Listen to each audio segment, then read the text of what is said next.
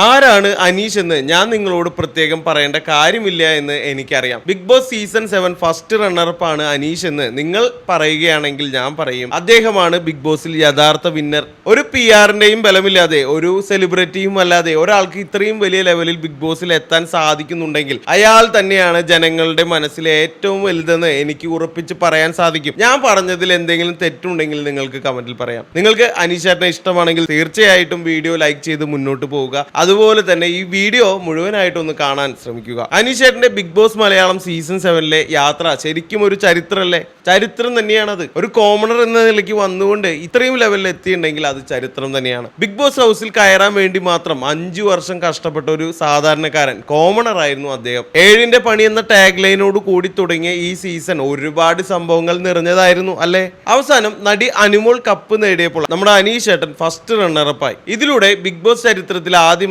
ഫൈനലിൽ എത്തിയ പുരുഷ കോമണർ എന്ന റെക്കോർഡ് അനീഷ് സ്വന്തമാക്കി. ബിഗ് ബോസ് കിരീടം കിട്ടിയില്ലെങ്കിലും ഭൂരിപക്ഷം പ്രേക്ഷകരും അനീഷിനെയാണ് ജനങ്ങളുടെ ഹൃദയത്തിൽ വിജയിയായി കണ്ടിട്ടുള്ളത്. ഒരു സാധാരണക്കാരൻ വലിയ സെലിബ്രിറ്റികൾക്കൊപ്പം മത്സരിച്ച് ഇത്രയും മുന്നോട്ട് വന്നത് സ്വന്തം സ്വപ്നത്തിനായി പോരാടുന്ന സാധാരണ ജനങ്ങൾക്ക് വലിയ പ്രചോദനം തന്നെയാണ്. തൃശൂർ സ്വദേശിയായ അനീഷ് ഹൗസിൽ വരുന്നതിന് മുമ്പ് സുരക്ഷിതരായ ഒരു സർക്കാർ ഉദ്യോഗസ്ഥനായിരുന്നു. എന്നാൽ ബിഗ് ബോസ് സ്വപ്നത്തിനായി അദ്ദേഹം ആ ജോലി താൽക്കാലികമായി ഉപേക്ഷിച്ചു. എഴുത്തുകാരൻ, പ്രഭാഷകൻ, അനീഷ് സാമ്പിൾസ് എന്ന യൂട്യൂബ് ചാനലിലൂടെ വ്ളോഗർ എന്നീ നിലകളിലെല്ലാം അദ്ദേഹം സജീവം തന്നെയായിരുന്നു. എന്നേരം തൊഴിഞ്ഞ് എന്നൊരു പുസ്തകവും അദ്ദേഹം എഴുതിയിട്ടുണ്ട്. അനീഷിന്റെ ഗെയിമിനെ കുറിച്ച് പ്രേക്ഷകർക്കിടയിൽ ഒരുപാട് ചർച്ചകൾ നടന്നു. അദ്ദേഹം വർഷങ്ങളെടുത്ത് ബിഗ് ബോസ് ഷോയിനെ കുറിച്ച് പഠിച്ച് ഒരു ഗെയിം പ്ലാനോട് കൂടി വന്ന ആളാണെന്ന് പലരും വിശ്വസിച്ചു. തർക്കങ്ങളിൽ സ്വന്തം വാക്കുകൾ വളച്ചൊടിക്കാൻ അവസരം നൽകാതെ എതിരാളി പറഞ്ഞ വാക്കുകൾ മാത്രം ആവർത്തിക്കുക എന്നതായിരുന്നു അദ്ദേഹത്തിന്റെ പ്രധാന തന്ത്രം എന്ന് നമുക്കറിയാവുന്ന കാര്യമാണ്. ഈ റോബോട്ടിക് സ്വഭാവം കാരണം അദ്ദേഹത്തിന് അനീഷ് സാമ്പിൾസ് എന്ന വിളിപ്പേരും കിട്ടി.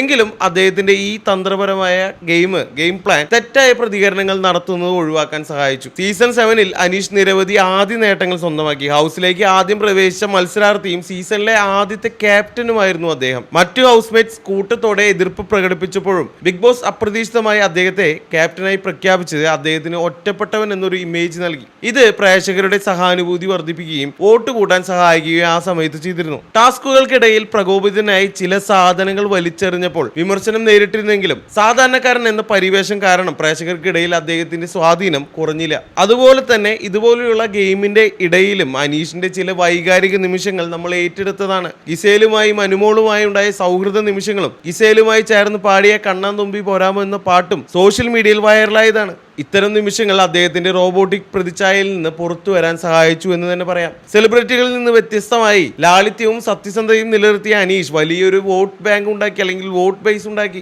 എതിർക്കുന്നവരും അനുകൂലിക്കുന്നവരും അദ്ദേഹത്തെ കുറിച്ച് സംസാരിച്ചത് ഷോയിലെ അദ്ദേഹത്തിന്റെ പ്രാധാന്യം വർദ്ധിപ്പിക്കുകയും ചെയ്തു. ബിഗ് ബോസ് മലയാളം സീസൺ 7ൽ ഫസ്റ്റ് റണ്ണറപ്പ് ആയതിന് അനീഷ് ടിഎക്ക് 10 ലക്ഷം രൂപ ക്യാഷ് പ്രൈസ് ലഭിക്കുകയും അതുമാത്രമല്ല അദ്ദേഹം ഈ സീസണിൽ ക്യാപ്റ്റൻസി ടാസ്കുകളിലൂടെയും വീക്കിലി ടാസ്കുകളിലൂടെയും വിജയിച്ച മറ്റ് തുകകളും സമ്മാനങ്ങളും അദ്ദേഹത്തിന് ലഭിച്ചു. എന്തായാലും ബിഗ് ബോസിന്റെ കപ്പ് അനുമോൾക്കാണ് കിട്ടിയതെങ്കിലും ഇത്തവണത്തെ പ്രേക്ഷകരുടെ കപ്പ് കിട്ടിയത് അത് നമ്മുടെ അനീഷ് ചേട്ടൻ തന്നെയാണ്. അതിലൊരു തരത്തിലുള്ള സംശയവും ഇല്ല എന്ന് തന്നെയാണ് എന്റെ ഉറപ്പായിട്ടുള്ള കാര്യങ്ങൾ ഞാൻ പറയാൻ ഉദ്ദേശിക്കുന്നത്. മാത്രമല്ല ഇനി അങ്ങോട്ട് അദ്ദേഹത്തിന് നല്ല രീതിയിലുള്ള പ്രേക്ഷക ശ്രദ്ധ കിട്ടിയത് കൊണ്ട് തന്നെ വ്ളോഗിലൊക്കെ നല്ല റീച്ച് ഉണ്ടാകാൻ സാധ്യതയുണ്ട്. അദ്ദേഹത്തിന്റെ വീഡിയോസൊക്കെ നമ്മൾ നല്ല രീതിയിൽ കാണാനുള്ള സാധ്യതയും നമുക്ക് കാണാം. ഇനി നാളെ മുതൽ തന്നെ ചിലപ്പോൾ ഒരുപക്ഷെ ഇന്നിപ്പോൾ നമ്മുടെ നാട്ടിലൊക്കെ, ഞാൻ അദ്ദേഹത്തിന്റെ നാട്ടുകാരനാണ്, നമ്മുടെ നാട്ടിലൊക്കെ അദ്ദേഹത്തിന് വേണ്ടിയുള്ള എന്താ പറയുക സ്വീകരണം കാര്യങ്ങളൊക്കെ ഇവിടെ ഉണ്ട്. ഒരു 6 മണി 7 മണി നേരത്തൊക്കെ എന്തായാലും നമ്മൾ അതിൻ്റെതായിട്ടുള്ള വീഡിയോകളൊക്കെ ഇടും. അപ്പോൾ ഞാൻ പറഞ്ഞു വരുന്നത് എന്താ വെച്ച് കഴിഞ്ഞാൽ ഇനി അങ്ങോട്ട് നല്ല ജീവിതമായിരിക്കും അദ്ദേഹത്തിന് 100% ഉറപ്പിക്കാൻ സാധിക്കും.